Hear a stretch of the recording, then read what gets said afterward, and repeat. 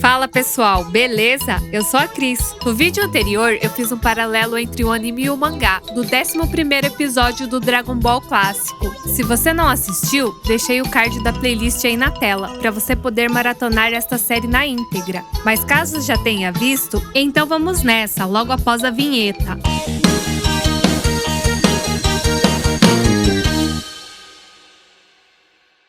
Pilaf finalmente invoca o Dragão das Esferas, que imediatamente aparece, colossal e majestoso, surpreendendo absolutamente todos ali. Yantia e Bulma, ainda presos, observam tudo acontecendo pelo buraco na parede. E Bulma lamenta por tudo o que passaram terminar desta maneira. Porém, na hora de Pilaf dizer o seu desejo a Shenlong, ele não esperava por o Long aparecer do nada e fazer o desejo antes dele. E qual foi o desejo? Uma calcinha. Desejo este que é imediatamente concedido, antes de Shenlong retornar às esferas, que novamente se espalham pelo mundo todo, num piscar de olhos. Na prisão, Bulma e Yantia comemoram pelo plano de Pilaf ir por água abaixo. E Bulma acrescenta que finalmente aquele porco pervertido foi útil para alguma coisa. Goku, assustado, afirma que as esferas voaram pelos céus, inclusive a que seu avô deu a ele. E Bulma confirma ao garoto que o dragão as espalha pelo mundo após conceder o desejo. Após todo esse evento, Pilaf está furioso. Dessa forma, ordena a Shu e Mai que capturem o porco e o esquilo, pois ele os dará a sentença de morte.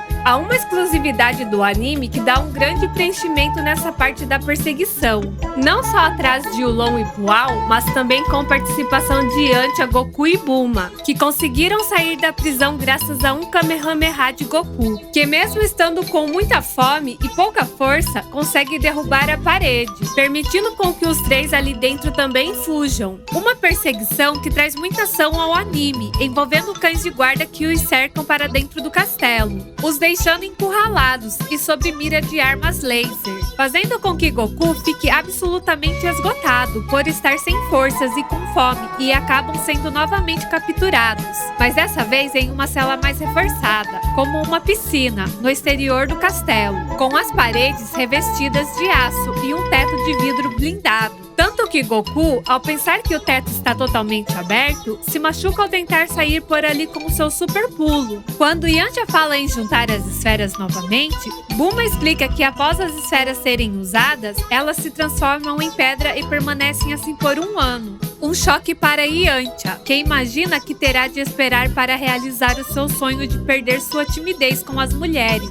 Nesse instante, Pilaf, via rádio, diz a todos que eles conseguiram arruinar os planos dele e que irá parabenizá-los com a morte, explicando então que a morte virá por meio do sol quente do deserto, que transformará a cela em uma verdadeira torradeira gigante e fazendo com que morram ressecados. Isso faz com que entrem em desespero para sair dali, mas nenhuma habilidade de Goku ou Yantia surte algum efeito que possa libertá-los. O tempo passa e nada os resta além de esperar o amanhecer do deserto. Quando Long repara a distração de Pual em algo, ele pergunta o que o esquilo está fazendo. Pual, por sua vez, diz que está olhando para a lua, que por sinal está cheia e brilhando no céu. O esquilo também diz que quer ter a oportunidade de apreciar algo maravilhoso antes de morrer. Afirmação essa que acaba irritando Long. Atravessando a conversa dos dois, Goku afirma que em noites de lua cheia aparece um monstro assustador. Bulma faz pouco caso, achando que Goku se refere ao lobisomem, e diz a ele que poderia pensar mais em maneiras de saírem dali, ao invés de falar bobagens. Goku então afirma que não é mentira, que seu próprio avô foi vítima desse monstro. Até mesmo Yantia fica surpreso ao imaginar que um grande mestre das artes marciais, como Son Gohan, tenha sido vítima desse monstro. E Goku acrescenta que, além disso, o monstro também destruiu a casa e tudo ao redor. Curioso, o Long pergunta que tipo de monstro era, mas Goku afirma que não sabe, pois ele estava dormindo quando aconteceu. O Long pergunta o quão pesado seria o sono do garoto. Afinal, nem mesmo toda a destruição ao redor dele fez com que despertasse. Neste momento, nostálgico ao lembrar de seu avô, Goku apenas diz que o velho sempre dizia para que o garoto nunca olhasse para a lua cheia. Afirmação esta que faz com que todos ali entendam o que de fato aconteceu e todos ficam muito assustados. Bulma pergunta ao garoto se por acaso ele teria olhado para a lua naquela noite e o garoto afirma que sim, que teria saído naquela noite para tirar água do joelho e acabou vendo a lua. Assustado, Yanti admite que Goku não pode ser uma criança normal. E Bulma se questiona se tudo isso poderia ter sido apenas uma coincidência. Mas o garoto não entende e pergunta do que eles estariam falando. O Long então diz que se isso for verdade, deveriam tirar prova mostrando a lua ao garoto. Mas Bulma o pergunta se isso não iria causar mais problemas ali e acaba convencendo o porquinho. Ao afirmarem para o garoto não olhar para a lua, obviamente surtiu o efeito contrário, fazendo com que o garoto olhasse diretamente a ela. Ao entrar em completo desespero, comicamente nada acontece.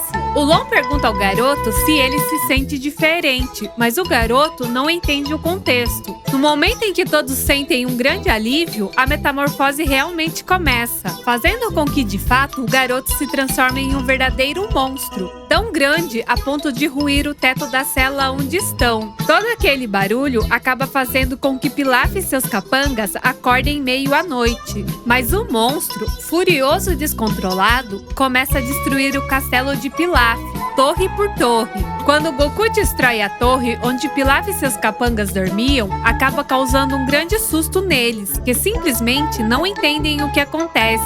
Bulma, Yantia e os outros aproveitam a deixa para fugir da prisão, ao mesmo tempo em que Pilaf, Mai e Shu se apressam para fugir de avião. Mas quando o monstro percebe a fuga, arremessa uma parte da torre no avião e acaba provocando a queda. Essa mesma torre, após atingir o avião, acaba atingindo Bulma e os garotos, que fogem a pé pelo solo, fazendo com que a garota fique presa nos destroços. Mas o desespero intensifica ainda mais ao verem que o monstro está a caminho deles. No exato momento em que o monstro está prestes a esmagá-los, Pual relembra Yantia que o ponto fraco dele é a cauda. Bravamente, Yantia prende a cauda do monstro, o deixando momentaneamente vulnerável. Yantia pede para Pual que se transforme em uma tesoura e corte a cauda do monstro, e assim o esquilo faz, fazendo com que Goku retorne inconscientemente à forma normal. Na versão do anime, além de Pilaf e seus capangas abrirem fogo contra o monstro, a ponto de derrubá-lo, mesmo que momentaneamente antes do monstro derrubar o avião, também existe uma verdadeira baguncinha antes de cortarem a cauda do monstro, como Yantia levantando a torre e livrando Bulma para poderem fugir.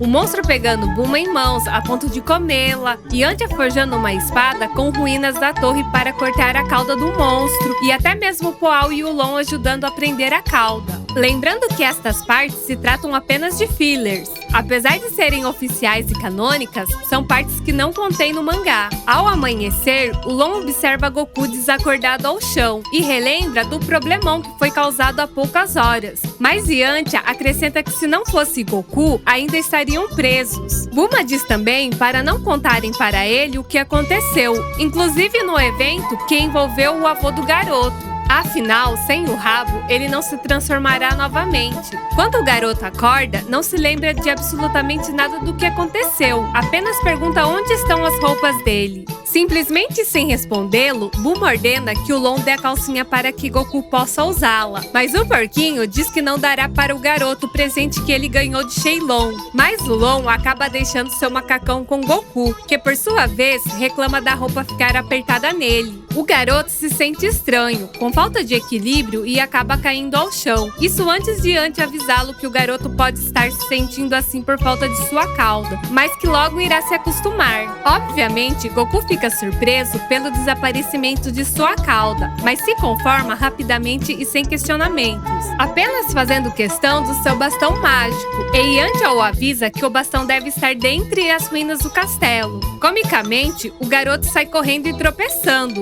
desesperado, afirmando que não pode perder aquele bastão. Afinal, foi um presente do seu falecido avô. O Long então propõe em cada um seguir seu rumo, sendo que a busca às esferas só será possível após passar um ano. Logo, Bulma vê razão em sua afirmação, e a garota lamenta ter que esperar mais um ano para poder desejar seu lindo namorado. Ao mesmo tempo, Yantia pensa que terá que conviver um tempo com sua típica timidez com as mulheres. Até que então, num estalar de dedos, rola um clima entre os dois.